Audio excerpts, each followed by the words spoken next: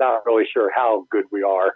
Right now, there's never been a Chinese player make it all the way to the big leagues. There's, I believe, currently 3 in the minor leagues. Do you and Jason ever talk about how cool it would be if one of the kids you're working with, ends up getting it into the big leagues? Yeah, it's funny you asked that, John, because last week we did a big demo outside with Audi Corporation. So there was probably about 15 kids, and in the beginning we do a welcome and an introduction and tell them, what we're going to do for the day during the demo. And I always give the D-BAT 30-second commercial. And part of my commercial is we're looking for the next Yao Ming in baseball, because Yao Ming is a huge figure over here in China for basketball. And we tell them, hey, your kid could be the next Yao Ming in baseball, so sign up for D-BAT Academy. You mentioned earlier, David, that most of the parents that are bringing their kids in there want to converse in English.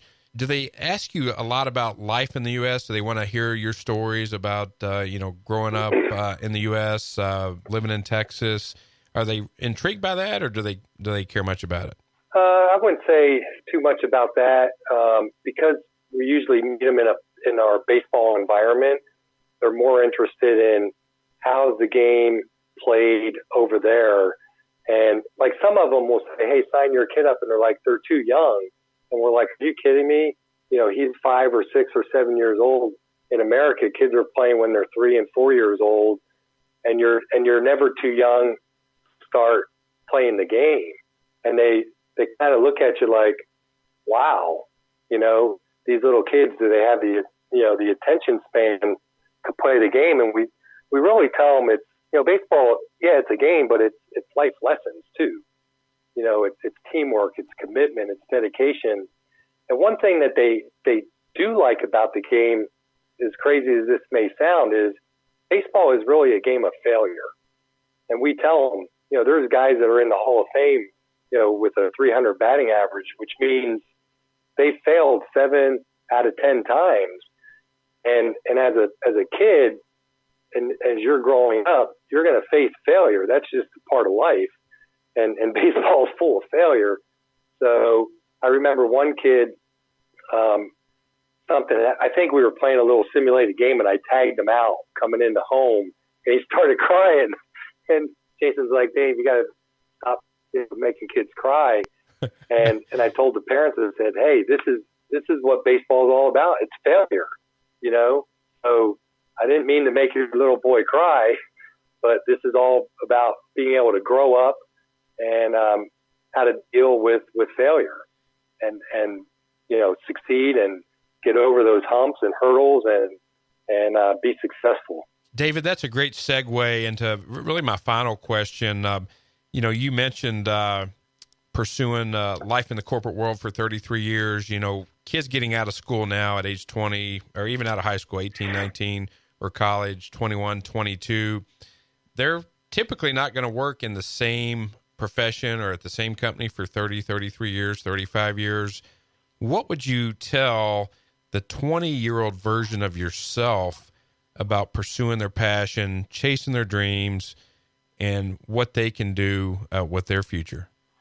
John, I think I've learned a lot over the years and have had the experience with my boys, when I got the call from Brian, to leave the Astros and chase his dream.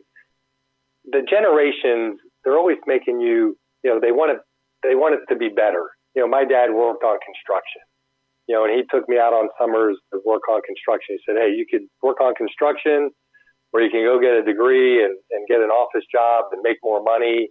And it was really more, being a money motivated thing. And you're chasing the Joneses. You got to have the big house, and you got to live in the big neighborhood, and you got to have, the biggest cars and the fastest boats. And, after 33 years, I took a step back, and, all of a sudden, your parents are passing away, and you got good friends that are your age that are getting sick with cancer or some kind of disease. And, you take a step back in your life, and you're like, what is life really all about? Is it the money? Is it all the toys that you gather over your life that makes you the winner in life? Or is it really, the compassion and the heart and soul of yourself, your family, and the impact that you can make on people.